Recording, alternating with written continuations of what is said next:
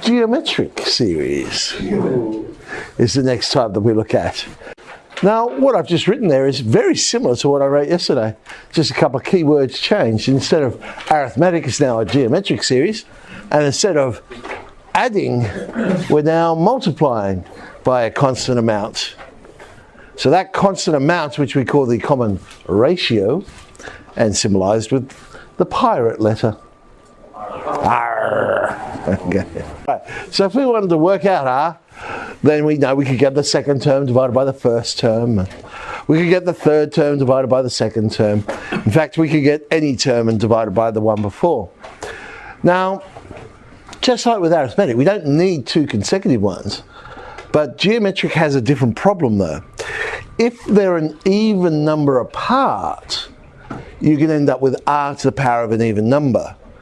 And so it could be plus or minus. There could be two possible patterns. So sometimes we might get two possible patterns, depending on what information they give us.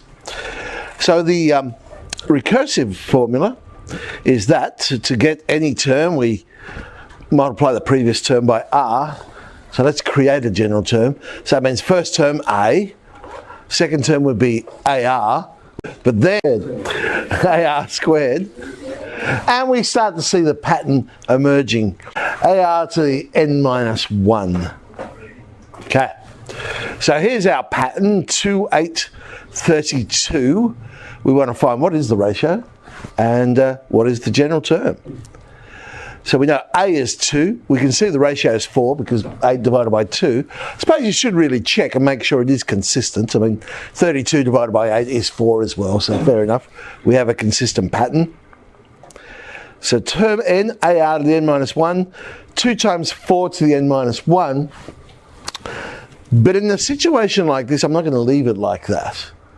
Because I could rewrite 4 as 2 to the power of 2. And so I can get 2 times 2, playing with the index laws, 2n minus 2, but then I can take that a step further, and we get 2 to the power of 2n minus 1. So if you can play around with the bases, we usually do. If they're numbers that don't have a common factor, then obviously we can't do that. So here is one of those ones that differ by an even amount. Term 2 is 7, term 4 is 49.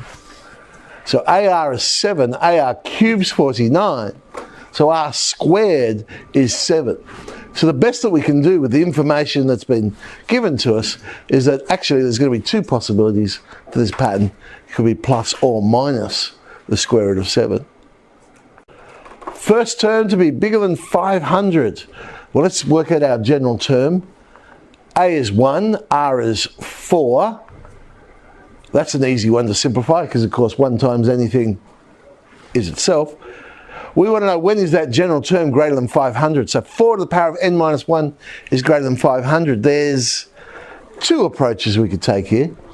Guess and check. That's a valid way of doing it. Or we could remember our log laws and do it that way. And that's going to be the more accurate way of doing it. Oh yeah. No, it's real tricky, this one. Because whenever you want to solve an exponential equation, or an equation for that matter, you have to log both sides. How do you log both sides? Watch this. You'll be amazed. You write down the word log on both sides. Oh yeah. How about that? But of course, if you do remember your log laws, what that then allows you to do is to get that power and bring it to the front of the log. So I'll have n minus 1 times log 4. I now can isolate the n, although I'll start with n minus 1. I'll divide both sides by log 4, and we get approximately 4.48.